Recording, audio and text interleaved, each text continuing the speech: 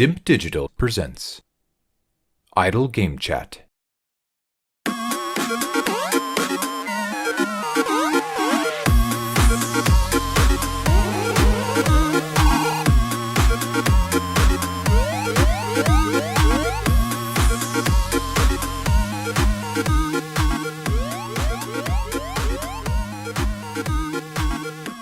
Hello, Apps here from Dimp Digital. Welcome to Idle Game Chat. This is the weekly video games podcast where we give our impressions of the games that you can play today and react to the latest news from the wonderful world of video games. We're here every Monday on your favourite podcast app and YouTube, absolutely free. This week, I'm joined by the two-time Fantasy Gaming League champion and the one-time Dimp Digital Gaming quiz winner and current champion. It's the main man himself. It's Hall. Hello. The streaming master, they call him. Running the channel by himself. We're taking a break for today. I've handed over the reins. Wow. Ready to talk bollocks for a bit, but to a person rather than just to myself. Yes. Good times. That does help. For those that haven't seen our Twitch channel, we sometimes stream IGC live on that, and this is one of those occasions. But outside of that, if we do like hours streamed across the portfolio and across the team members, I think Hall's done about 95% of it since just the start of this year. It's not to even take into account last year's efforts. So you are the hero streamer. Well, I said as soon as I got a PC, I wanted to start streaming a bit more regularly, and now I'm just like, well, if I'm playing, I might as well stream. Like I talk to myself anyway when I'm playing, when I'm not even live on stream, so I might as well just fucking at least make it pretend like I'm talking to someone, rather than just randomly talking to myself. So that's it. Because one thing that was difficult when I was doing the old streaming last few times was trying to do it off a console, and obviously you didn't have a PC up until not recently, but in the last year or so. And it's unbelievable how much easier it is just to do it on a PC. Yeah, I mean the biggest thing, it is a ball ache on console. There's no two ways about it. But the biggest factor is just how shit the quality is in comparison to once you're streaming on PC. Yeah. Like especially if you want to do any we've started getting a little bit more fancy with it with like the overlays and webcams and stuff. But you just can't. Well, yeah, you just can't do anything of that on console, and it's that which you can do, like the webcam, for example, if you've got your Kinect plugged in or whatever, the PlayStation equivalent, the PlayStation Eye or whatever it is. It just looks so shit. The quality of it is just terrible, and the stream quality you can never. Doesn't seem to matter how good your internet is or how high your bitrate is. It's never good enough. So. Yeah, it's nice to be properly set up and getting underway. Now I'm a full master race convertee. Yeah, it's. I was running some tests earlier on in the year to see whether the PS5 had improved the streaming capability or the Xbox, and it's still no good. And I thought it was my internet because I was having issues with the internet. They seem to have been fixed, and I haven't got the speediest internet in the world. And I thought, you know what? I'll just run a stream through the PC, and if it's still a grainy mess, then I know it's the internet or the bandwidth that I've got here. No, crystal clear. It's those. Straight away. Nope, nothing wrong with it. It's just those consoles that cannot do it. They're not cut out for that. No. Big show today. We're doing our Game of the Year awards for 2020. And you might be going, well, it's a bit late for that. And I go, well, I tend to agree. But not wrong. But it does give people a chance to play things that they might have not played. I know there's definitely one game on here that may not have made the cut if we'd done it in December. So I like to give people a chance to play some of the older games from the previous year. They might not have got round to because we're not always getting stuff on day one. And pumping money into that way. So we always do it a little bit later. After Easter seems to be a good spot to drop it in, and we're a week and a bit removed from that. Before we get into the show, you can support us two ways. Twitch.tv/DimpDigital. You can subscribe, and Hall will give you a shout out during the stream, no doubt. Free if you've got Amazon Prime, don't forget. Yeah, if you've got Amazon Prime, it's a freebie for you. So all it is just effort. No excuse. Unlock a set of 5 stunning emotes featuring our good selves, all custom made. So that's one way of doing it. Or patreon.com/idle game chat. No rewards on there. So, Not yet. If actually there was ever enough people, I still probably wouldn't do it. But In case there Straight is, in. we could do You it. never know. So we're going to rattle through. We've got 6 games here. One of them is the overall winner, but we're going to chat about the top 6. And we'll probably break it up in the middle with some personal picks, just some chat itself. We're going to run through it in date order, and we'll just have a little chat about each of the games and then reveal the winner at the end. So let's crack on. Doom Eternal's the first one up. I'm looking at this. I'm looking at this list. There's 2 surprises that people might think. One certainly a big surprise, but I'm not necessarily think people think that Doom Eternal's a surprise. But I think for our group it was a surprise. I wasn't expecting to see this on here, and yet through the system we've calculated it, it's managed to get through, and it seems to be thought of quite highly. I personally played it and very much enjoyed my time with Doom Eternal. Yeah, I played a bit. So I played a bit on Xbox last year. Must have been just after it came out, and then I have since played a bit on PC as well, because it is A different beast. Yeah, exactly. Completely different game. And without wishing to get into sort of the detail too quickly, it's obviously been available on Game Pass. Yeah. Which, yeah. I mean, I've sung the praises of Game Pass before now on previous podcasts. But yeah, it really makes this so accessible for a much wider audience than it would have done before. Yeah. But yeah, it's frenetic. Yeah. It is a busy, bustling game, and I love that about it. I love the art style. I love the way that it looks. I love the way that it played. I love the speed of it. It was, I mean, much like the first one. You know, if it's not broke, don't fix it. So, yeah, I got a lot of time for Doom Eternal. Yeah, it's eye-blisteringly quick, even on the console. Because I played it on Xbox One X, and I think they're doing a patch for the Series X soon and whatnot. But it was rock solid performance on there, absolutely frantic. And yeah, 2016 Doom kind of rebirthed the franchise, because I'm not being funny. Like before that, I was a little bit like, Doom's a bit shit now, isn't it? A bit done, isn't it? Yeah, it's gone exactly. a bit like respect to what it did back in the day, but the more modern takes on it hadn't really set the world. I've always struggled a little bit. Yeah. Doom comes along in 2016, kind of blows it out of the water, and then they follow up with this, what I thought was a very, very good sequel. And I think that's where it's getting a lot of praise from, is that they put a great foundation down with the first one, but expanded on things here, made a few changes, there's a lot of different combat techniques that you have to employ. It's a very tough game as well. Not easy, particularly in those later levels. You have to employ all the different strategies that it teaches you, whether that's balancing your armor and your health and your ammo, and that's using different kind of abilities or weapons that you've got, and you've got to make sure that you attack enemies in a variety of ways to keep all those different resources topped up.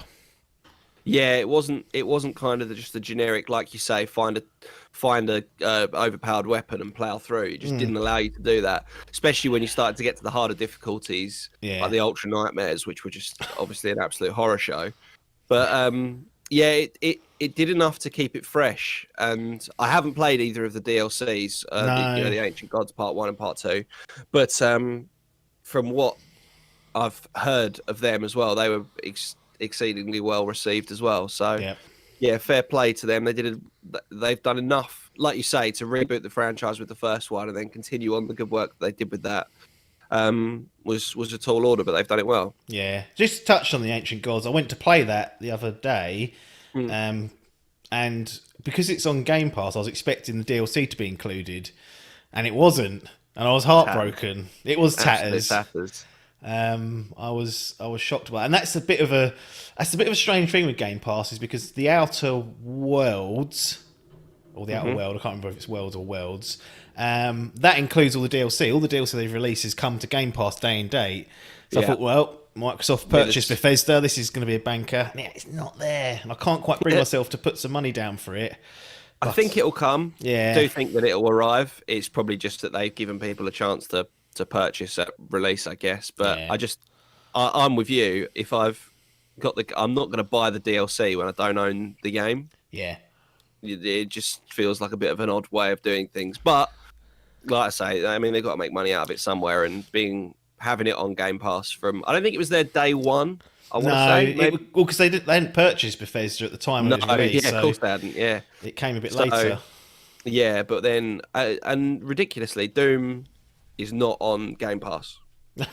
Yes. Doom Eternal is, but Doom is not, No. which is annoying because I wanted to play through them both on PC Yeah. before.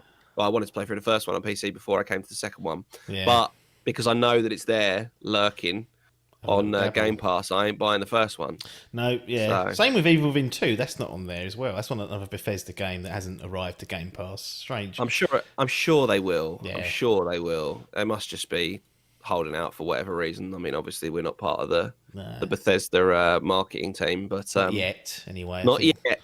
The amalgamation. Pete Himes will be knocking on our door saying, "Can you do some influencer stuff?" Excuse us, lads, Yeah. but Help yeah. us out. One thing actually that doesn't really get mentioned too much, especially with shooters and Doom itself, was the story and really the lore that they put into Eternal. I really enjoyed going through this story and picking up all the different collectibles and reading about the world. And I got a much more, because I'd played the old games when I was younger, but not, you don't really understand anything that's going on. And to be fair, they'll be the first to admit that narrative really wasn't wasn't the priority. It wasn't a thing, yeah. I mean, it wasn't just specific to Doom games. No, At no. the time, that wasn't it was gameplay first, wasn't it? They was Yeah. focusing so much on that because they were limited in what they could do in terms of memory and in terms of capacity. So Yeah. yeah, it's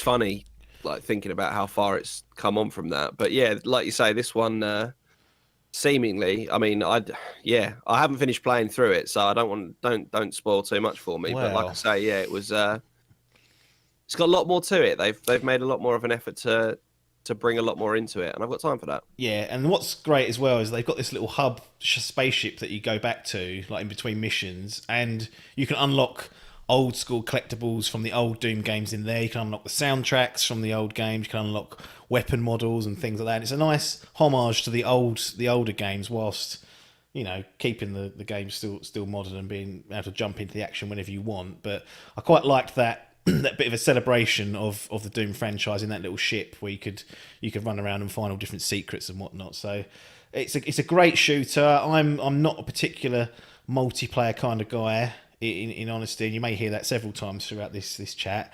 But This was a great single player campaign where it has multiplayer, but the focus was the campaign. It was such a meaty, good experience and built on everything that was good about 2016. Tweaked it enough, made it feel fresh, and really great combat, which is the main thing you want out of a shooter. Yeah, a lot good to say about it. Absolutely, that's why it's on our bloody list. See, we do know what we're talking about sometimes. Yeah, this is it. You might not agree, You might not agree, but it's tough right. shit. This is what we want. This is correct. Next game, same release day, which Outrageous. Unheard of. and you can't really get a bigger departure Polar from Doom opposite. Eternal than Although, ironically, they did there was an April Fool's joke, wasn't there? That there was going to be this game and Doom Eternal in a crossover, yeah.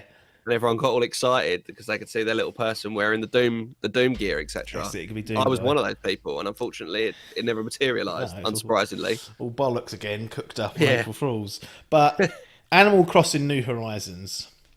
Now, this is obviously at this time, March 20th. It's short. I imagine at this time, wherever you were in the world, you're either in lockdown or going into lockdown very shortly. And Animal Crossing New Horizons comes along, Switch exclusive. I'd not played an Animal Crossing game before playing this, but I'd always liked the idea of it. It has that kind of appeal. I could see Paper enjoying this, and I think he did as well, which is probably one of the reasons why it's on this list. It got quite a few votes in the ballots, but this came at the right time, and you get to build your own little island, your own little community on New Horizons, and I just thought it was just a great game. Getting addicted to turnip trading, there's a lot of layers to it. It's annoying because there's that fucking nook fuck that's just an absolute crook, constantly pulling your pants down. But Tom Crook. other than Tom Crook, like, it's a great little game, and I can absolutely see why the previous Animal Crossing games, if this is anything to go by, were so popular as well. Yeah, I think there was at least 4 or 5 of us that were playing this. Yeah. And when I say we were playing it, I mean We were playing it. we were all in Yeah. on what can only be described as one of the simplest, stupidest games. Like, it's like you say, just land on your island. You build like you buy your house, Yep. and then you just go around, sort of just get a fucking mortgage out, pay it off. you just sort of wander about, not really doing much, do you? You just kind of buy, you collect stuff to sell it to then be able to buy other stuff. Yep. And that was it. And it's like you say, it was definitely helped by the whole stay-at-home orders and everything. Yeah. It did arrive at a great time, but this game was just so addictive. Yeah. There was something about this game, and I don't know what it was that it captured, but it was so addictive, and it was such a well done, simple, fun to play, like pick up and play here and there. And I mean, like you say, we got absolutely addicted to the turnip trade. Yeah. That's when we started getting into the online websites that would have their turnip prices online and Turnip everything. Tracker. What was that site we used to go on? I can't remember what it's called. Now. I can't even remember. It's basically turnips is like the stock market. Yeah. So you buy turnips from this person that comes and visits your island, and then the price of them fluctuates throughout the course of the week. And the idea was to buy low and sell high in order to make more money to be able to buy more stuff again. And yeah, it really just took over our lives. Like, I'm on Turnip Exchange now, having a little look. Turnip Exchange, there you go. He's Here we right. go. It's crazy, yeah. So there's a website that was basically dedicated to helping traders find high prices to sell their turnips at or low prices to buy them at, and you'd enter a queue in system. It's really weird that all these third-party sites and trackers popped up just on the back of this one Overnight. Yeah. literally this one piece of functionality that's in fucking Animal Crossing. Yeah. And I mean, And the thing with the turnips as well is they absolutely killed the game. Like Yeah. if you traded turnips well, which we did because we were on all these stupid websites and stuff, like we weren't buying these in small portions. No. We would spend like it's remortgage the house, Yep. buy every turnip you can, Yep. and then make multiple trips to someone else's island to sell them at a high price. Yep. And it would allow you to complete the game 100 times quicker than you would have yeah. done if they weren't there. Yeah. Like there's no two ways about it. It makes you wonder if they knew that would happen, or if they just didn't think of it, or if they was like, actually, this is part of the appeal. We're just going to see what the community does. I mean, with people were obviously skipping their game forward by changing the date on the DS and on the Switch rather. So it's like it got a bit out of hand. I think I shouldn't imagine they thought it would go quite to the extent that it did, but they've done an awful lot to keep it fresh again with like the various seasonal events and stuff like that. It was yeah, it's just a good fun game. It wasn't without its flaws. I'm not going to say it was the perfect game because, like for example, my wife plays the Switch and she got into it and she couldn't create her own island. She had to live on the same island as me. So she already lives in the same house as you, so she don't want to be there. In the that was virtual enough world. for anyone. Yeah, but the thing was, it just meant that she had quite a large foot up. Like she didn't get the initial like the very early game sort of stuff that I did. She didn't have to do that because it was already there for her. Of course, yeah. Which is fine. Yeah. Which is fine, but it's just kind of you want your own space. Like you want to discover stuff for the first time on your own, don't you? Yeah. Like it meant that my museum with all my bugs and fish and stuff was already half filled up, so she rarely found anything new, and it kind of took that little edge off of it that I perhaps had when I was first playing through. Yeah. Yeah. I can see that bit. I had the same problem as well. The missus here, she didn't care for that too much. She's quite happy just to ride off my coat. Trouble is, she went into turnip trading, so I was financing both of us. So I had to make 3 lots of trips. That will happen. It wasn't ideal, but overall, yeah. I mean, certainly not without its problems. Some of the mechanics are a bit long in the tooth and whatnot, but overall, come at a good time. But I think even without what had happened with the pandemic and the stay-at-home orders, this still would have been a very, very, very popular game. Right? Yeah. The Switch's content can get dry at times, and that tends to. I think help. it's really arrived at the prime time for the Nintendo Switch. Like it had Breath of the Wild, then Odyssey, and it was starting to get to that stage where they needed that next big blockbuster hit to come in, and this filled that void well. So yeah, I mean. Fair play to Nintendo. It was like I say, it was a well-timed release. Yeah. I'm just looking at my phone because my most engaged upon tweet of all times was me, and I tweeted beforehand saying I'm going to do this as a test. Yes. And then the next tweet was just, they're selling turnips or they're buying turnips on my island for like fucking 700 coins or whatever it was.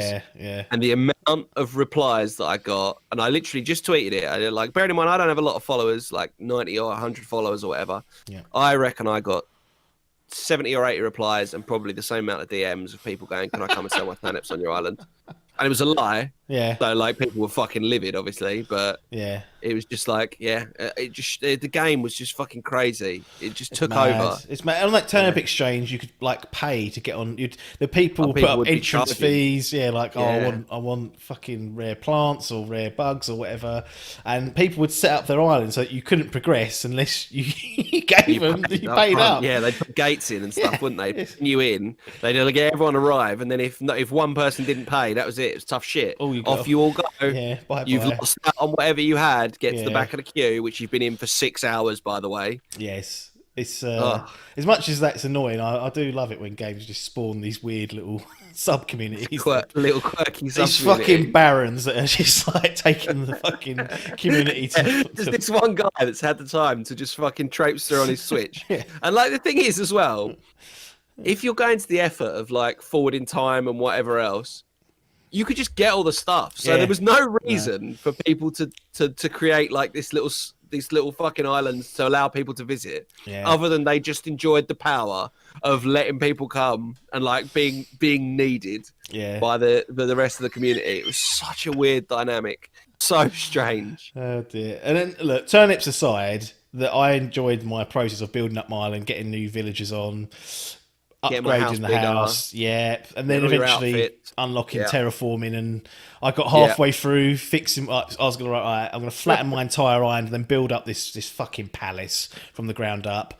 Took me about 4 hours to flatten it all, and then I was like, I can't be fucked to fucking build it up from now. So now I've just got this flat island that I need to do something with. Build But, on. yeah, without the turnips, that was obviously they were great, but even without that, there's still so much to do. And It was. I a liked really the good... slow burn of it as well. Like you'd have certain things that you could do in one day, and then after that, you're like, oh, actually, I can stop playing because I've got to put this down for the day. Yeah, that's it. I'm done. Which I kind of appreciate sometimes, because something like Valheim that we're playing, there ain't no stopping that. You could sit there for 10 hours and, and Waste keep going. life. Yeah, exactly. Yeah. So I appreciated that. So Animal Crossing New Horizons, great Switch game. If you've not got it, just grab it. Well worthy of the list, I think. Oh yeah, absolutely. Next game. This is something that people will query and maybe say this isn't worthy of the list. Got to be one of the biggest shocks ever to appear on this shortlist. Dimp Digital has put down as a nominee as potential Game of the Year 2020, Valorant. Core. Core indeed. Now, there's going to be people out there that don't even know what Valorant is, Hall.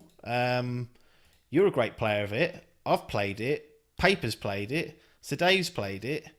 I don't think it necessarily got traction as soon as it came out in June, but No. towards the back end of the year and certainly into this year as well, it's really picked up some popularity within our sort of online community ranks. What's going on? Because you're an experienced multiplayer man now.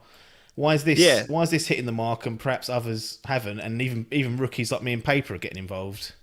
So, I think It's it's a free to play shooter, free to play hero shooter. So think sort of CS:GO crossed with Overwatch. I Yeah. think is probably the fairest and best way to describe it. Yeah. But yeah, we picked it up. For starters, what I would say is the game runs exceedingly well, even on a very basic system. Yeah, you don't need which a I think fucking. you God don't need a PC. powerhouse rig in order to be competitive, and I think that it's similar to CS:GO in that essence. But Yeah. I think that really helped it gain the traction that it did. Yes. But it's one of those ones that's just, again, I mean, whilst there is a portion of the community, as there is in any online multiplayer game, that is exceedingly toxic and can spoil your game, like your playing time quite immensely. It was just a fun one to pick up and play. Yeah. It's it's round based, last man standing kind of jobby with a couple of bomb sites to keep you entertained. Yeah. You, me, Dave, and James, yeah, as you say, have played it a reasonable amount. I've played it quite a lot with Dave and with the a couple of the other guys. Yeah. And I love it. And now I've got into the esport of it. So the esport for Valorant has really picked up over the last year or so as well. That's become absolutely huge. Yeah. I mean, I can understand why people might say it's an odd one to go on the list, but what I would, my counter argument to that, I suppose, would be yourself and James are self-proclaimed, not huge, online multiplayer, first-person shooter type of gamers. No. I think that's fair to say. Neither one of you has ever really been into your online first-person shooters. Outside of COD, like when COD 4 dropped, there was that whole, we can do this on we could do it. Like, we Yeah, could do but it that on was consoles. exactly, that was the first one, wasn't it? No, Which but outside of that, you're correct. Yeah, it's going back, what's that, a decade or more? And yet this one has absolutely pulled us all in, including the two of you. James has played it quite a bit, just with me, just the pair of us plodding on online. And yeah, it's just fun. It's just a really fun, entertaining game that, like I say, not needing a powerhouse PC to be competitive makes a big difference, I think. But yeah, they've kept it fresh by releasing new characters. Right. Um, Did you pay for those, or are they just included as the game updates? So you have to play the game in order to unlock them. Okay. But you don't unlock them any quicker by investing money. No. What I like about Valorant is there is the option to put money in, but it's on weapon skins. Yes. No competitive advantage. So those that want to pay money to get the weapon skins can do, and those like myself, I haven't put a single penny into this game. Exactly, which I like. I like that a lot. And that's not that I would object. Like if it came out now and they said, "Look, we're looking for donations from people. Yeah. If you like our game," I would absolutely put some money into it. I don't want the weapon skins, and by the way, they're ludicrously overpriced. So, like, I mean, take a weapon skin pack. If you were looking at 5 weapons, like with a fancy skin pack, as I would consider it, I mean, a fancy skin pack for, like I say, 5 weapons is like 90 quid. I mean, where have they got that price point from? For fucking skins on weapons, which give you no advantage whatsoever. Yeah, that's. I mean, that's madness to me. That is absolute madness. But people pay it. Yeah. And you know what? Fair play to them. Because if people are happy to, like, I don't have to, so it's not forcing me to do it in order to stay relevant. But if people want to, then they absolutely can. Yeah. And I've got time. I like that. I like that model. It's much better than like when you look at the Call of Duties, which hide the good guns behind a paywall, or make you buy the latest add-on in order to get all the bits and pieces, or the battle pass, or any of that shit. There's none of that. There's none of that involved. It's purely cosmetic. If you want to get if you want to get something fancy cosmetic-wise, it's got the same hitboxes, same everything. So I've got, like I say, I've got time for that. That's what they've chosen to run with. Yeah. But yeah, it's just a fun game. It's another good fun game, and I think that's kind of it's getting to the stage where that's kind of the recurring theme across our selections for the whole game of the year list. Yeah, and from a rookie's perspective, I guess one of the things that was noticeable was I played a lot of Overwatch, so I'm not a complete scrub if you're going to drop it into that hero kind of shooter area. But what I kind of liked about Valorant was there's a little bit of auto aim there, a little bit of just a smidge, just to lock on, just enough to help me. And if you got a headshot, you kill them. Pretty much, it's death. And what happens with, I found like Overwatch, what made it difficult with the higher levels of play was you can't really one-shot people from accurate or getting the jump on them. Like they can turn around and still do you over, and if you're a worse player, you will die 99% of the time. Whereas in this, even if you're not a better player, if you just positioned yourself better or been quiet or been a bit more stronger, then you can still do well. And there wasn't like, I don't think me and James disgraced ourselves too many times. We done okay. There's a couple of games where we was absolutely dragging the team down, but we felt like we could be competitive in something that is actually quite a high level competitive game, and we're not really at that skill level in most other games. So I felt like it had a decent barrier of entry for complete scrubs. Yeah, and like with the character abilities and bits and pieces, like you say, you might not necessarily be going out and getting, 3 kills every round, but you would provide enough team utility to be worth doing. Like James's auto sort of default in any online multiplayer game is, I'll go the healer. I'll be the healer. Yeah. Because James, I think he's first to admit that his aim's probably not quite as sharp as a lot of ours is, but then he hasn't played as much as the rest of us have. Right. But he's happy to bring something to the team, which is why he likes playing the healer. Now, there's one character in Valorant that kind of fills that role, but the healing is more of like an off ability rather than, you know, being the main point of focus for it. And he's found himself at home playing someone else now. Yeah. And he can still provide enough to the team. He's got himself a competitive rank, which is not by any stretch of the imagination. He's not in the bottom ranks. You know, he's and he's still enjoying it, which I like to say goes a long way. Just it's nice to have a game that he enjoys, this, even though it's not. It's outside his wheelhouse. In his comfort zone. Yeah, exactly. Yeah, it's absolutely outside his wheelhouse. Yeah. That's good. Got Sir Dave, who's on producing role. He said you can technically buy a hero for £10, but you can obviously rush it. And another thing that he's mentioned is that there's no loot box system. So if you are going to pay money, you're not buying a loot box and wondering what you're going to get. If you see a cosmetic that you like, you can go off and buy it.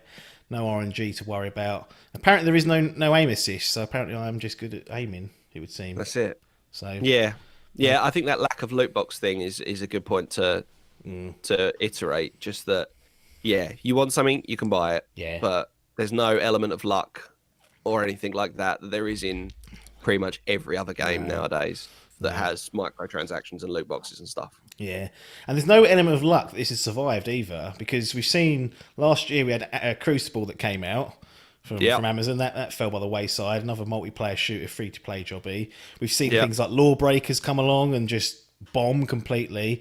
So Riot have done a really good job to get this out and keep it sustainable and keep the player base engaged. So, it's good news all round. Absolutely. I mean, Riot, they know what they're doing, don't they? Yeah. They're not silly fucks. No, exactly. Like you only got to look at their history, and League of Legends is obviously stuck around for as long as it has for a reason. And I mean, other than that, really, this was kind of their second big thing that they've done. Yeah, I know they did Legends of Runeterra, and that's doing okay seemingly. It's not got quite the pull that this has, but they know what they're about, and it's like you say, there's a reason that it's still here and that people are still talking about it. Yeah, so well worthy of being on the list for sure, and in some of the top games for 2020. Valorant storms its way onto there. Back to sort of what I'd say normal service for Dimp here with the next game. June 19th, The Last of Us Part 2. The big release of the year, I think it's fair to say. Yes, absolutely. We had it delayed for about 6 weeks. It was supposed to come out sometime in May, and then the game got leaked. So lots of people got spoiled on certain aspects, but other aspects were not there. Finally, we get the game on June 19th. Follow up to one of the most critically acclaimed games of all time at this point, 2013's The Last of Us, and this pops out 7 years later. And it's got a lot of pressure. It's one of Sony's last releases on the PlayStation 4, along with Ghost of Tsushima. But this is the big one. This is the big dog in the house. And it's like, can Naughty Dog deliver again? Can they really keep this incredible momentum up? And in my view, The Last of Us Part 2 is fucking ace, and it does. It does. Arguably is it their best release, Naughty Dog? I think so. Arguably so, yeah. The like you say, it's one of those ones that it had so much hype surrounding it. Yeah. As it was going to. Like you say, follow up to probably arguably the most successful game that the PS4 had to offer. It was always going to be hugely hyped. And it was PS3, wasn't it? PS3, sorry, yeah. It was always going to be hugely hyped, and the expectation was there for it. And there's always that worry. There's always that niggly worry in the back of your mind. Cyberpunk. Yeah, exactly. That stuff that gets hyped beyond belief is always going to fall by the wayside. And I mean, it just didn't, did it? It's just everyone that I haven't played it. I'll be completely honest. I haven't played it, but everyone that I know that has played it doesn't have a bad word to say about it. No, it's which is unbelievable. Yeah, I mean, everyone moans about something, but loads of plaudits and rightly so go into the narrative of this game, because it is just so compelling and so great for like a video game as a medium. The way they structure it, and that's something you're gonna have to experience yourselves. I'm not gonna go and delve into the dark details of why The Last of Us 2 is such a great story. But one thing that definitely gets overlooked is how much better the mechanics are. them Yeah. from the original, and even from Uncharted 4 and Lost Legacy. Like it's a huge step up. Just being able to go prone, like it seems like that's just not an option in most action adventure third person games, and having that ability in The Last of Us Part 2 really adds to your tactical awareness and options.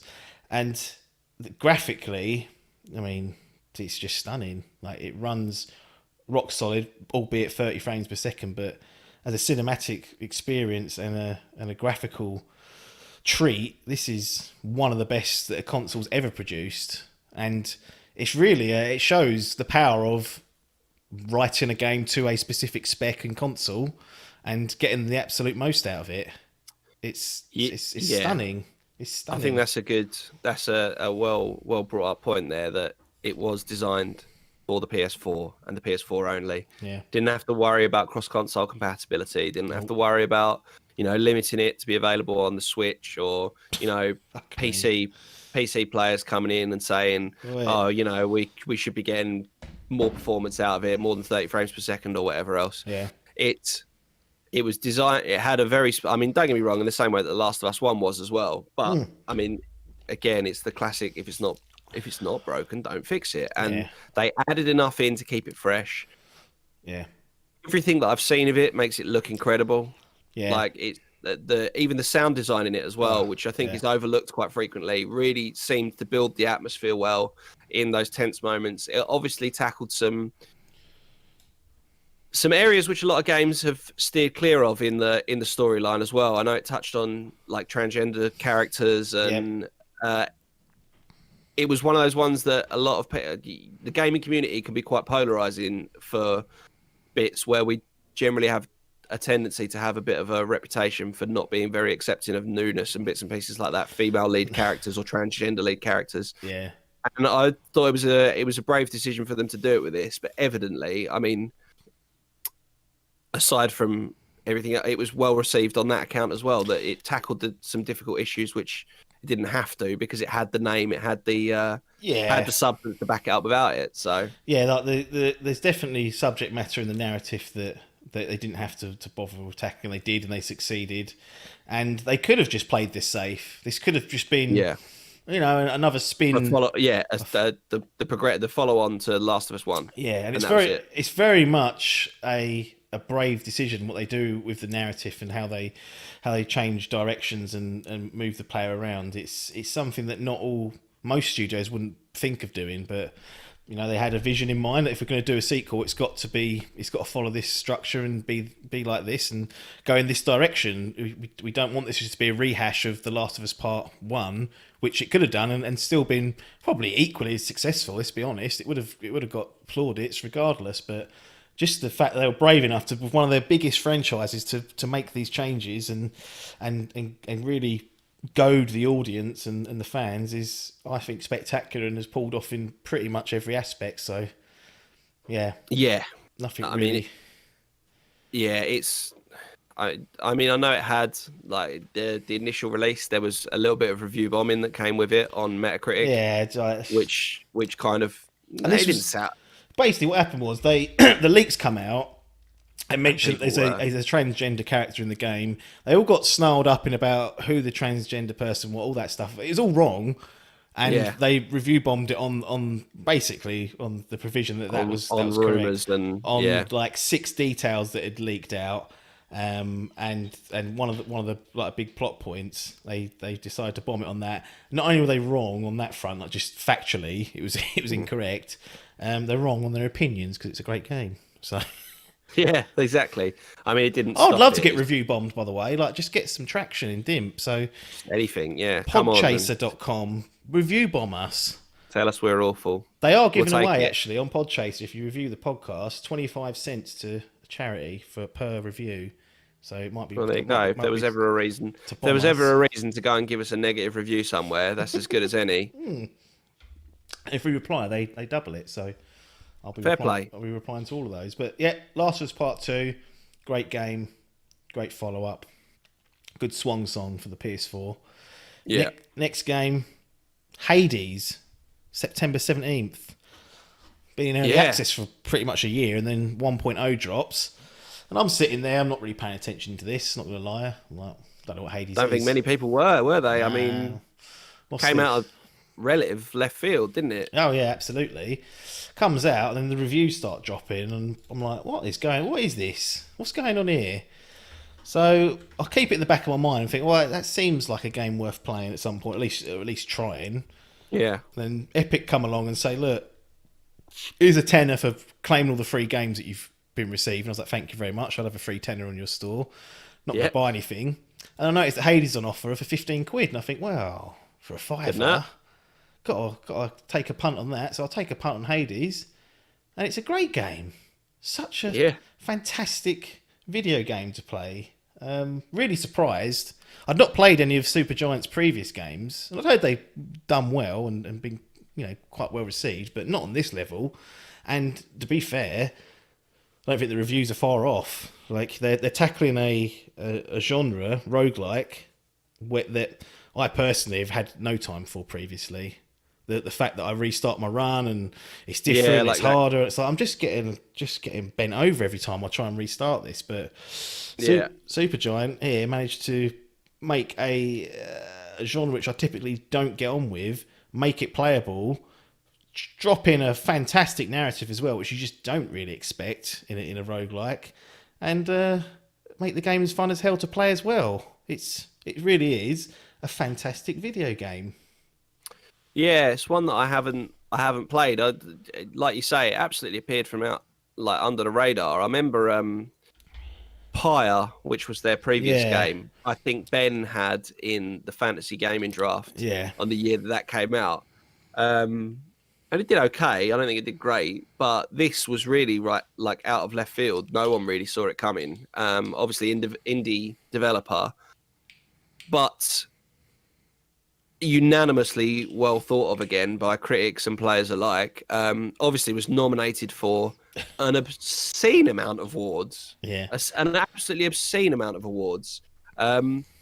And nice that it was. I mean, you mentioned obviously you played it on the Epic Store, but it was available on Nintendo Switch as well. Wasn't available for, or still isn't available for Xbox. No, it's going to get another wave of popularity once it hits the consoles. It's still got that lifespan in it because I mean, you isolate quite a large proportion of the gaming community by cutting out arguably the two main consoles on the market at the moment, or the two main players in the console race as such.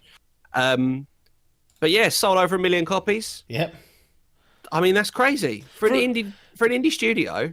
Not only that, it was in early access for 12 months or so. Yeah. So most of the people you'd think that were really behind this would have already purchased it, and yet those that in early access have been upgraded, which is part of the deal there. But it's 1 million new players that have not experienced any of the game up until that point.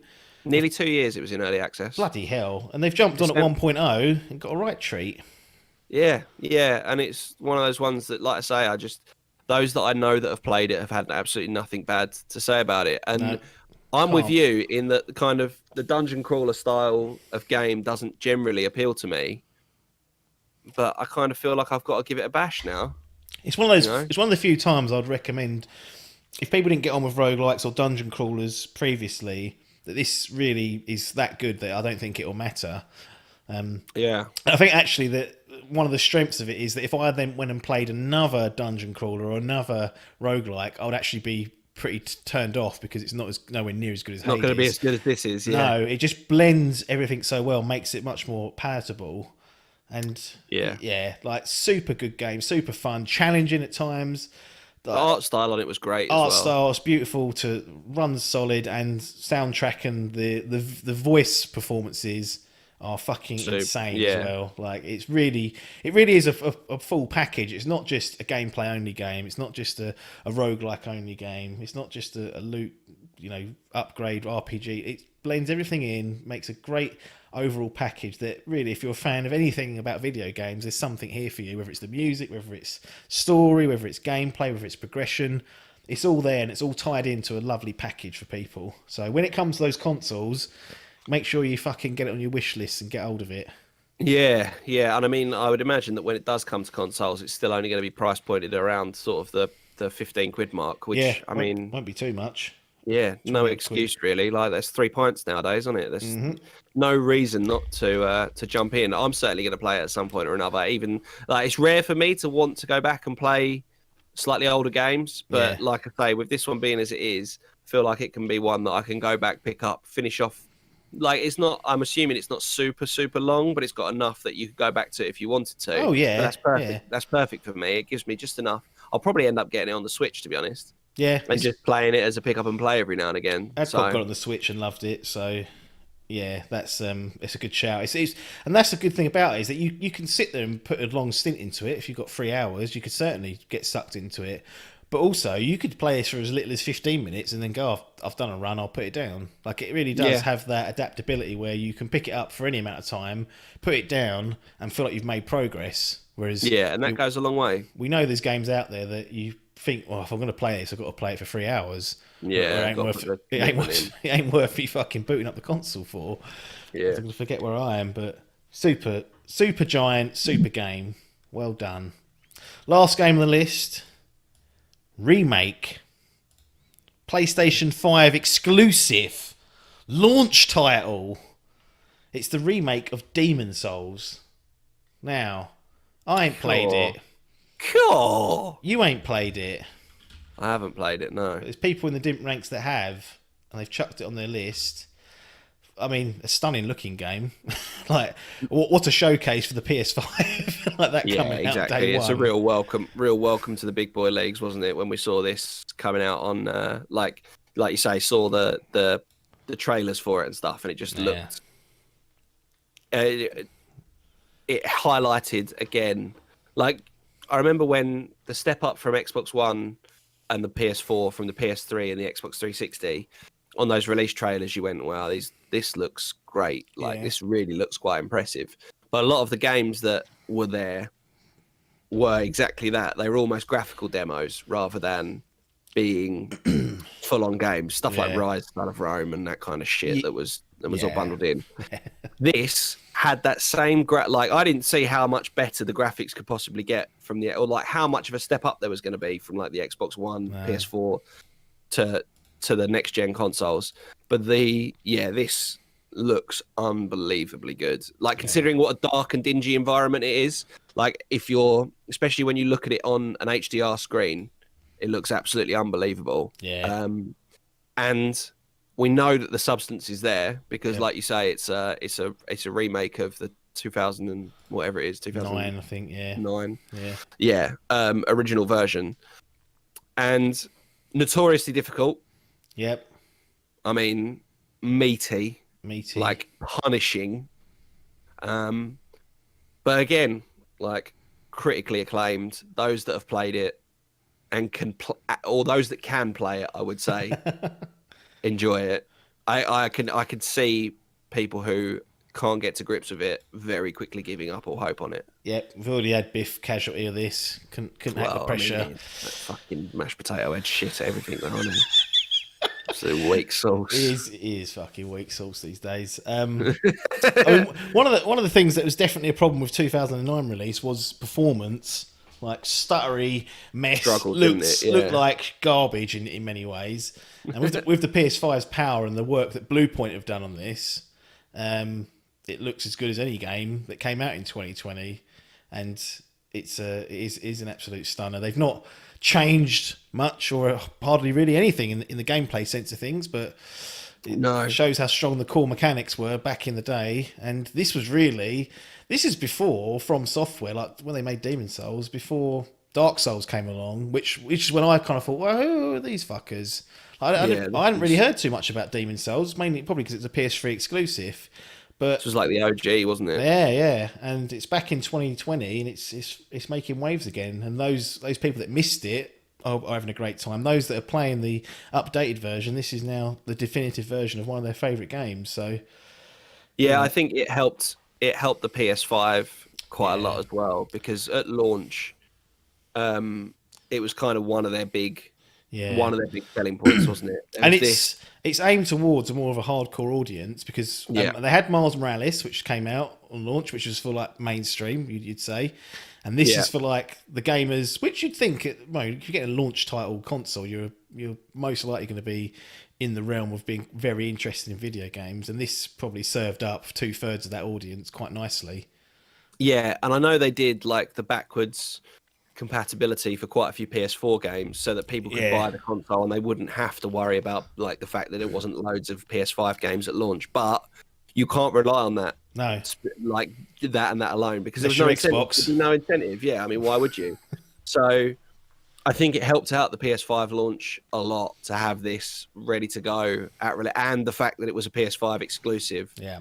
There's a lot of games like I always say this, that at launch of new consoles, so many games are still released PS4, PS5, Yeah. Xbox One, Yep. Xbox Series X. Yep. I don't want it to be backwards compatible. No. I want it to have been made for the new consoles to give me everything that you possibly can out of that new Harness console. that power. Exactly. I don't want one that has been half baked for the previous gen consoles. Yeah. And this didn't do that, and it was evident. Are you going to get like that with your PC now though, and be like, look, it's got to be harnessed for PC power, or else I'm not interested. Well, I Whilst mean, I play still... Destiny. Yeah, fucking hell, once I get off that fucking life zapper. I'm still going to get a PS5 and a Series X. Right. I haven't because of the availability issues, to be honest, more than anything else. That fucking Gold Dust. I'm still looking at getting a PS5 first. Mm. And this will be a game that I will get. Mm-hmm. I was toying with the idea of getting into Bloodborne or Dark Souls 3 on PS4. Yeah. And playing one of those because I do like a challenging video game. I enjoy that about Doom Eternal, the fact that when you put it on a really difficult setting, it is fucking tough. Yeah. So I'm looking forward to that in being able to have a go at this, and it's the bragging rights, isn't it? Yeah, I can't wait to go to that stupid mashed potato mug and go, I've done it, mate. You're shit. You're shit. You didn't get it through Demon Souls, weak sauce. Yeah, exactly. And it's such an elitist attitude, but it's one of the things that draws me to these type of games. Absolutely. Great game. I'm looking forward to getting around to it one day. I don't know why I did. The only reason I didn't get it was that I had a Series X as well.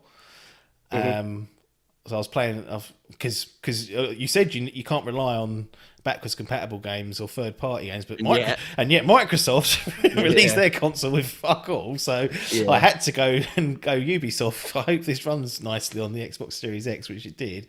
And then Miles Morales was out, and what I was trying to get into I'm in a really good habit now of like only having like 2 or 3 games on the spin at a time tops, and something like Demon Souls, really, I need to reduce it down to just this game and one other as like a multiplayer experience or a co-op or whatever I'm doing. And it didn't have the slot to do it, but I do fancy going back and giving it a go, even if it's just to look at the damn thing. That's our 6. So one of those will be the official game of the year, but I'd say all of them are worthy to be on there. Any of them really could win it and deserve some time. If you're interested in any of those genres, or even if you're not, like in Hades' sense, I'd recommend all those games in a heartbeat to prospective players. Before we reveal the winner, we're going to take a quick break. Not literally a break. We don't do breaks in this podcast, but a little bit of air away from those. Yeah, we'll see you in 10. Just keep listening. We'll just chat about the year and maybe some other games that on our personal lists that didn't make the community list that we've got here at Dimp Digital. But I mean, overall, 2020, the final year of the consoles, the year you end up getting in a PC and getting into that space. I mean, what sort of gaming year was it for you? It was a bit of an odd one, really, because I think there was a lot of hype surrounding the new consoles coming out. Yeah. Kind of when you think of it, The Last of Us was obviously the big release of the year, and the reason I say that Cyberpunk as well should have been. Well, so yeah, what I was going to say is that The Last of Us was obviously the big release. I think Doom Eternal, where it was delayed from 2019 into 2020. Yeah, I forgot about that actually. Stitched some people up on that fantasy league. This guy, because that was delayed in, and it was right at the start of the year, Doom Eternal came out. So like there was hype there for it, but I think people knew what was coming and knew what to expect from it. Yeah. A lot of people had got hands on with the demo, including ourselves at EGX. You know, it had been around for a bit. Then The Last of Us Part 2 just absolutely blew everyone away when that came out. And then, like you say, the latter part of the year, we came down to Cyberpunk 2077. And I mean, what a fucking mess that was. Everything about that was a disaster. From the fact that they gave their early access codes to people on PC only to boost the review scores because it ran okay on PC. Yeah. But let's be clear about this. It ran like fucking dog shit on console. And still does. Yep. Still does. They haven't base fixed it. consoles runs like garbage. Yeah, it's unplayable. It's still not on Sony Store. It's still been removed from sale. It doesn't surprise me. The bugs that were involved with it, just everything about it, and that was obviously one that was so hyped up. It should have been in this top 6. If you'd asked me for a top 6 at the start of the year, that's in there. 100%. 1 or 2, really. Yeah, like absolutely crazy. And then beyond that, I mean, obviously, I know, like we've already mentioned, Spider-Man Miles Morales was kind of up there as like one of the sort of AAA titles. The Final Fantasy VII remake. Yes, yeah, it was unlucky not to make the list actually with all the ballots. And there was, I'd say there was like maybe 4 or 5 like real AAA titles, and the rest of it sort of was a bit meh. Yeah, you know, there was a lot of good games out there. There was some pleasant surprises, I think, with the likes of. I mean, you played Half-Life Alyx. Yes. Which was super well received. Yes. For a VR game, which I fucking sneered at because I was like, VR's not ready, and was quite pleased to be proved wrong. I mean, here's the thing. I enjoyed Half-Life Alyx. It's really clever, imaginative, and suits like the VR space really well. But it still did not change my opinion that VR is a massive fucking ball ache. Like the reason why I didn't put it forward for any sort of game of the year was that I can't stand the platform it's on, and it's a great game on that platform. But I really had to at times like not force myself to go through it, but get in the right frame of mind just to play a fucking video game. Like, it shouldn't be that hard. It shouldn't be that hard, and it was, and that's the thing. Seeing it trapped in what really is a bit of an elitist platform. Like if you've got a proper VR setup, you've got to spend a fair bit of cash to get that. It's a bit of a shame because I think more people would benefit from what a great game Alex it could be. And it could be manufactured and put into a traditional experience. You'd have to make some concessions. I totally understand that. But even for those fans that just love Half-Life and wanted to get a bit more narrative, they won't get to experience that unless they get a fucking VR headset and put themselves through that misery. Even if you get like people that get motion sickness, there's a whole raft of reasons why it's not an ideal platform if you can help it. Yeah, it is a strange. Well, I say it's a strange one. I mean, they've made the decision, and like I say, from the reviews and stuff, they've done the right thing. Probably I suppose, the best VR game out there, like one of the best easily that I've played. Yeah. Easily the best I've played. But it doesn't stop me from not liking the platform. It doesn't change my mind that this is the future. Yeah, I'm not going to buy a VR set. Like, I'm just not going to do it. Aside from the fact that they're ludicrously expensive. Yeah. And then, like you say, it's not just the elitist in terms of actually having all the gear that goes with it. You got to have a fucking lot of space to play. Like, you got to have a room that's big enough to play it in. Yeah. Like, and a lot of people are going to fucking whack walls and knock down shelves and all sorts. It's grazed all my knuckles. Bloody hell. Yeah, exactly. It's not. I just don't think it's practical yet. And that's not to say that it won't be in the future. I don't think it will be in its current format, though. No. I think what they're doing with the Quest is kind of like where it needs to get to: untethered, wireless, like easy to pop on, pop off. Yeah, can play it some kind of battery pack to be able to Yeah, I think that's really where I kind of want to see it to go. But we'll, been talking about VR since pretty much Dimp started. It's crazy. That's always been like a regular. Bizarre, isn't it? Like how long's VR? Like what was the first VR things that were available? Like 2014, 2013, like probably something like that. You know, it's been a long time coming, and it's not going to happen overnight. And obviously, it hasn't. But yeah, I'm still not convinced by it. No, I agree. Yeah, so go on. Sorry, I've interrupted there. Oh, no, so, like I'm prattling on about games. There's been other sort of pleasant surprises from the year as well. I know Yep. you were a big advocate of Tony Hawk's Pro Skater 1 and 2. Oh. The only, Yeah. only bad thing I've got to say Oh. about Tony Hawk's Pro Skater 1+2 remaster / remake is that it doesn't have Tony Hawk's Pro Skater 3, which is my favourite. But Which was the best one, yeah. putting that aside, it brings in the mechanics from 3, which is great, the revert and things like that. Yeah. Runs like fucking butter, has most of the soundtrack. I think there's a couple missing, but I don't think most people notice this many years on. And really just shows what a strong game that is from a gameplay front, that in 2020, well, 2020 and 2021 now, you can still play it. That Yeah. it still holds up as a great little game. Like, I bloody love that. I loved going back and revisiting those games because I spent so much time playing Tony Hawk's. It's the only reason I even entertained the idea of trying to be a skateboarder was because of those This is what I games. was going to say, yeah. I mean, I think they did for skateboarding, more than anything ever could have imagined. Like Yeah. they got so many young, like us, for example. Like you say, I'd started skateboarding because of Tony Hawk's Pro Skater 1 and 2. And it's not Because realistic, but No, exactly. I watched the videos at the end. Yeah, of all the that's pro it. skaters. It I'd grounds be like, you. yeah, I want to do that, and it was Yeah. awesome. And we'd go out and pretend to be them, and we couldn't do any of it, but it was fun regardless. Yeah. It's just, it's always going to be one of those ones that's. I mean, it's got such fond memories in people's hearts, but and it's easy to I think- butcher and break something like that, and they didn't do that here. They've made sure that it was done properly. Much like the Demon Souls, it plays almost exactly the same or very closely to what the original, and that to me kept it special. yeah, exactly what I was about to say is that they did exactly the right amount to this in terms of, like you say, bringing in some of the mechanics from 3, like manuals and reverts and whatever, without making it a completely different game. It was still had enough of the originals that you knew what you were playing. Yeah, absolutely. Any games that you'd like to pick out that we haven't spoken about that you maybe would make your own personal list if you were compiling one? I mean, I think we've touched on a lot of the ones that I had on my shortlist.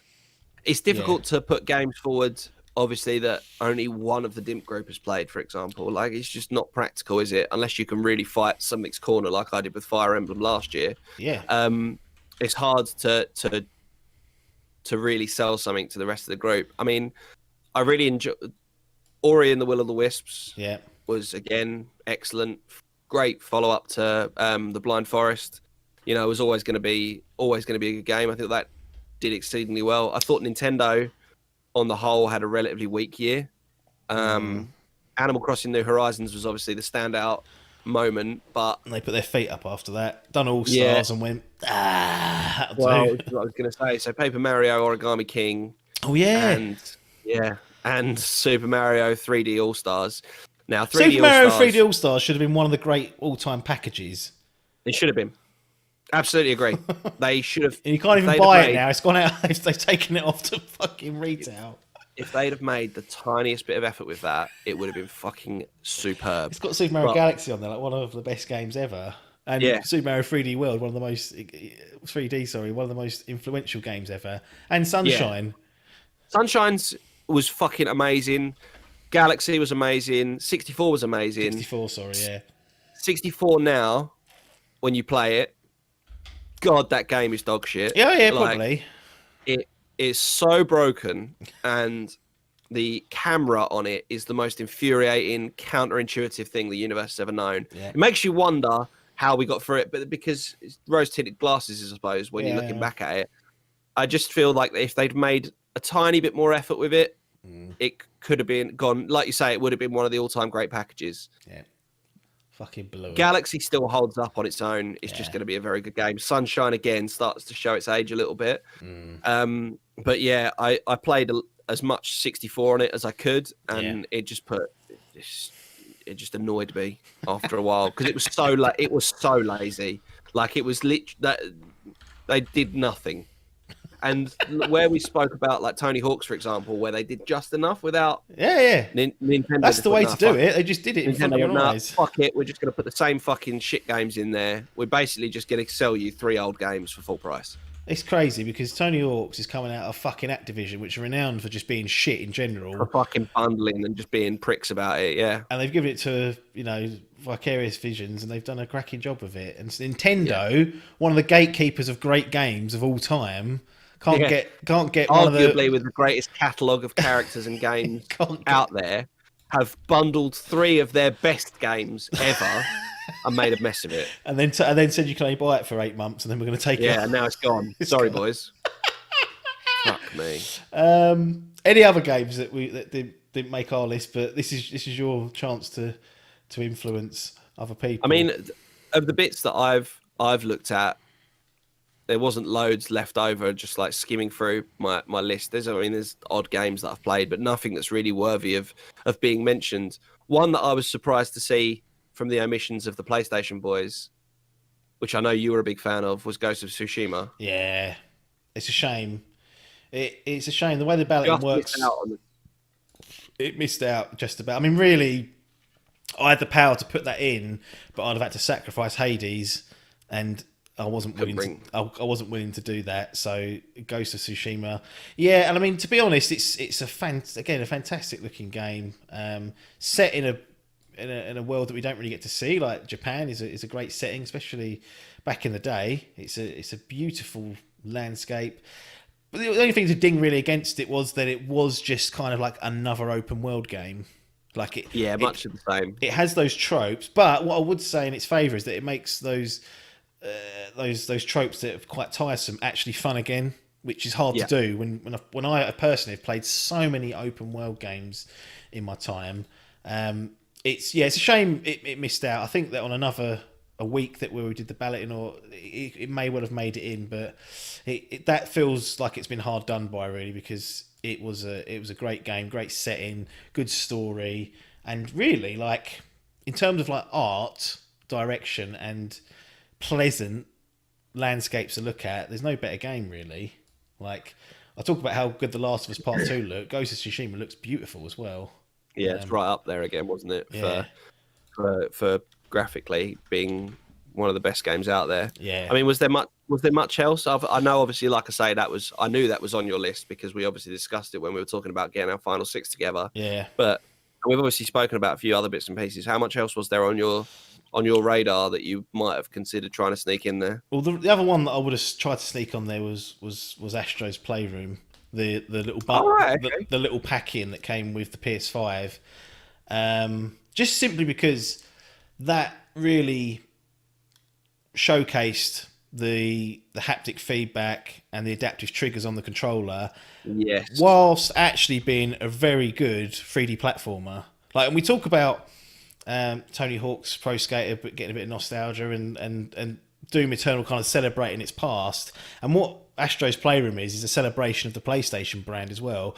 So you kind of go through all these levels and you pick out all these little special bits and pieces, and you unlock like old bits of tech they've made, like the Vita and things like that. Everything PlayStation has ever been synonymous with, you will bump into and experience during this game, whilst feeling this brand new piece of hardware. Like I've just paid 400. Well, actually, I've got the digital one, so I paid 370, 60 quid or whatever it was, and that to me was just invaluable. Having something that's pre-installed on the console, good like 6 to 7 hour experience, celebrating what I've just bought, and showing me really a little glimpse into, if these controllers are harnessed properly, the type of what can be interaction that might happen. And it's not, it's not going to. I don't think it's going to change the world, but it's really good, really, really competent, really good game. And that's really the only other one that I seriously considered putting in there. And I kind of wanted someone else to just give it a lifeline. They didn't, the bastards. So yeah, I think stuff like that, like so the haptic feedback and that whole piece about the adaptive, adaptive feel of the PS5 controller. Whenever new pieces of tech like that come out, I always feel like people are always a little bit skeptical. Like we work with the nunchuck and the Wiimote, and even the Nintendo Switch with like the motion controls that it has built in. And that, as you say, having spoken to someone else that played Astro's Playroom all the way through to completion, it's exactly what it needed. because that term, that haptic feedback and whatever else was being chucked around, and people were like, what does that mean? What does it actually entail? Yeah. Because what I really want is just like a bit of rumble, and that'll do me. And because we're creatures of habit, and that's what we like. But I think it did a superb job of explaining to people exactly what it was. The fact that it came bundled free with a console was excellent. And it helped people understand exactly what was capable. I'm interested to see what PlayStation or what Sony do with it in the future, and what developers do when they finally get properly involved with it, and see what other kind of practical applications it has. Because whilst this obviously did a decent job of sort of showcasing a few bits and pieces, it'd be interesting to see what happens with like a AAA title, whether that has any value to be brought by involving that a little bit more. Yeah, I mean, what they've started doing, that there is definitely, it's being used quite, majority I'd say are using it in some way. They're probably not developing directly around it, which is kind of what would give it that next level. But it's a factor sometimes. And when I think of, right, am I going to get this on Xbox or PS5? One consideration is, does it have any haptic or adaptive trigger? Because that, to me, kind of can make a big difference. It's the one thing that you've got to communicate with the game, and the way the game can communicate with you outside of just sound and visuals is the feel. And that, to me, is quite important. So, I don't know, I can see all the exclusives harnessing it well and doing a good job of it. And the third parties are using it at a very sort of superficial level, but it's still a factor for me when I come to, deciding on a platform for games. Has it got that functionality cooked into it? If it has, it's pretty much a banker that it's going to go on that PlayStation. And the other thing about Astro, just bringing it back to that, if it didn't have all that, probably wouldn't be, as spoken about. But it's still a very competent game in itself.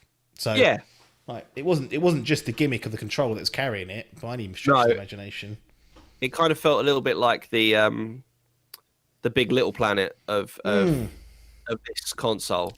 Which was obviously bundled as that was a release title, I think, for the PlayStation 3, but it had a full retail price. So I think they've learned from that, and they've said, no, we'll bundle this in with a console as more of like I say, that style of, that's what it felt like to me anyway. It was just to kind of showcase.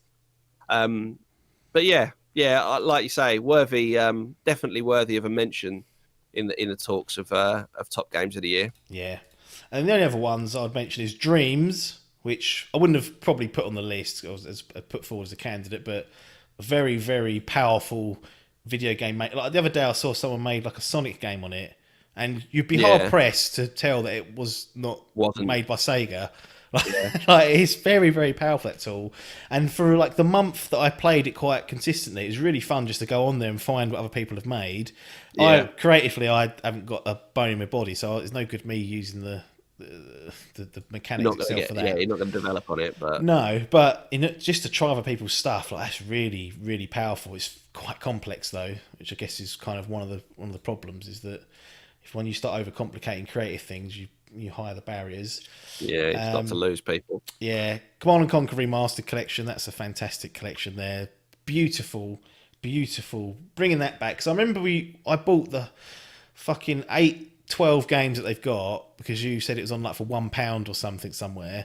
But the only way we could play Red Alert, or I think it's Red Alert 2 actually, but we had to go into the fucking code and make it all. Yeah, we had to like mod it ourselves. Whereas this is Command and Conquer and just Red Alert, but beautifully upscaled to 4K, all new graphics, assets, all the sound's still there. Tremendous job that EA have done there. Again, EA, you probably wouldn't expect that from them, so kudos. I'm annoyed that that's not out on PC yet still. It is. Is it out now? Yeah. Oh, well, I'll take it back then. Get it. Download that now. I think it's on Game Pass. We speak. Well, if it's on Game Pass, then I'm going to be livid because it definitely wasn't, and I was waiting for it to appear. Yeah. Because it's on Game Pass on Xbox, isn't it? I think so, but I'm pretty sure. Well, Command and Conquer is on there now. Here comes the live reactions. Xbox app. I think that's what I've opened. I've got about 4 apps for Xbox on my PC nowadays. What are they doing? Is it EA? Yeah. I'll install fucking EA desktop. There it is. EA Play beta, it says. That's why, actually, because the EA Play beta got delayed. See, that's the thing. I'm just literally downloading it now, so that's probably why I haven't found it before now. No. It's only just come out. There you Well, go. I know what I'm doing this afternoon on stream. Yep, absolutely. Final game, and I will shut up. Assassin's Creed Valhalla. This is a series that I have loved and hated I think most people have. over the years. That I've gone from like, fuck, this is great, and then slowly over absolute. time, they grinded me down with just shit, With shit with games. shit games and yearly releases, all the other bullshit that goes into it. But Yeah. Valhalla, kind of, from Origins onwards, which was the game before last, they went in a new direction, completely changed the formula of Assassin's Creed, made it a bit more generic Western open world type RPG. But Valhalla, I feel like it's the best of that style, and set in England. You're a Viking, like 120 hours plus I've put into that. Wow. Yeah, Logan's finished it as That's well. crazy. I've put a lot of hours into it. Logan's finished it. I think he's put nearly 100 hours in. Adkins has just finished it recently, another 100-hour. So it's not That's just mental. It's you don't expect an Assassin's Creed game to be warranting that much time, but I can't say that I felt like I wasted that. I enjoyed most of what I played for it. Yeah. The setting's a big thing for me in Assassin's Creed, and I think the Vikings is a cool setting, and roaring around England is kind of like a good thing. Yeah. Yeah. It brings it home a little bit, doesn't it? So. Yeah. I'll throw it back to you for one last opportunity for anything else that just might want a little tickler in. There's one game I'm trying to make you say that you don't want to say. Oh no, I can't. You're putting me on the pressure now. Gears Tactics. Oh yeah, of course. Yeah, I'm literally just looking at it on my desktop, and You fucking love idiot. Gears. And this isn't I do Gears, I but fucking love Gears. It's like the fucking whole catchphrase that is. Yeah, Gears Tactics was great. Really, really fun game. Like I'd been looking for. So because I couldn't play Command and Conquer because it wasn't out. Well, I could, but I didn't could want to only play it on pay Xbox. And I'm not playing it. You got to play it on mouse and keyboard. Really, yeah. it's not the same on controller. Yeah, I got the Gears Tactics on Game Pass, and do you know what? That game is really, really good fun. Yeah. It's really good. So I think it's probably closer to XCOM than Yes. it is to Command and Conquer's. Yeah. Turn-based, top-down, strategy game. Yep. That's my genre anyway. That is exactly what I'm into. I love those kind of games. I enjoyed Fire Emblem obviously last year. But yeah, they're absolutely my bag. And it was easy. I'll be honest. It wasn't the most challenging of games, No. which surprised me after you told me that loads of people complained that the final boss was. Well, two people, but Well, I did it first time and didn't die. might have patched it. They played it on release. I played it on the hardest difficulty, and Have Insane, is it? Or that's all gone now, isn't it, in Gears World? yeah, I can't even remember what it was Why'd called. those It was so prats long get ago. rid of that? I don't know. Fucking no need for it, was it? It worked perfectly. Everyone knew what they were getting. Easy, normal, hard, insane. That's Yeah. it. That's all I want. No. I don't want extra levels in between where you start trying to get clever. But yeah, it was really good. I'm a little bit surprised that more people haven't played it. I've been meaning to play it, but I've been meaning to play a lot of games. Yeah, it's the story of our lives, isn't it? Yeah. But yeah, no, I would have pushed for it in my top 6 of the year. Right. But- yeah. Knowing that obviously this is a collective between all of us at Dimp HQ, Yeah. it wouldn't have, like I say, it wouldn't have felt right pushing for a game like that, which I thought was really good, but not quite that cut above. No. So That's fair enough. That's fair Yeah. enough. Well, let's cycle back to the main award itself, the Dimp Digital Game of the Year for 2020. I do think that any of these could really win it because, it is typically based on votes and that side. There's other factors that go into it. But unfortunately, those of you that are expecting a big surprise, ain't gonna get it. you're not going to get it because the game of the year for the Dimp Digital boys is The Last of Us Part 2. So the stock game of the year for plenty of outlets Everyone. out there. And really, like sometimes the best game is the best game.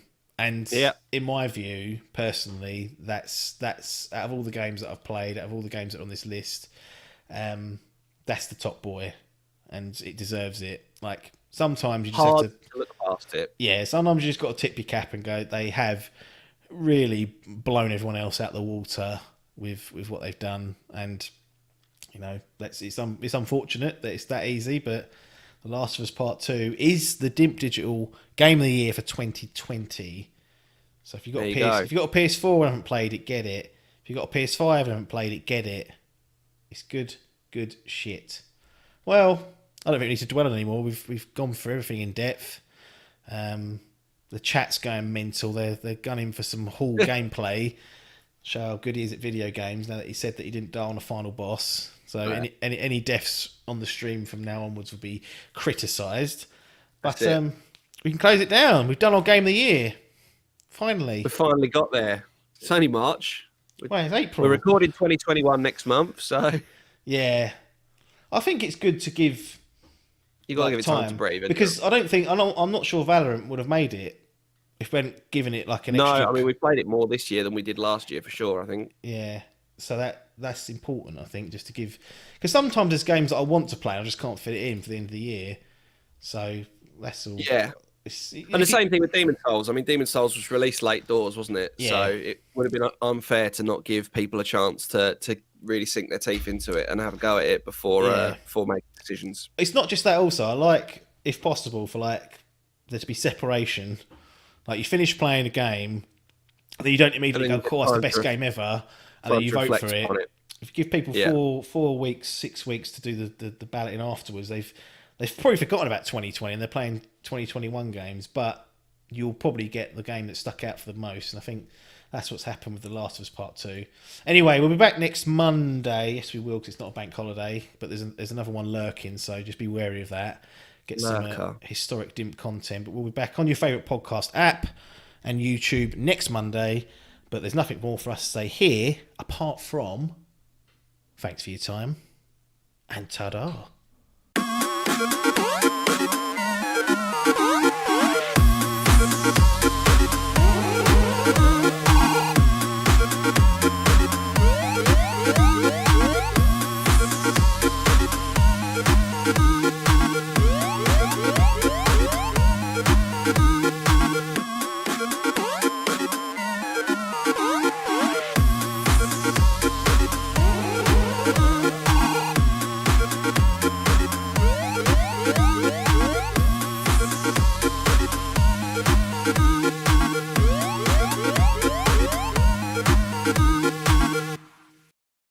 This was a Dimp Digital production.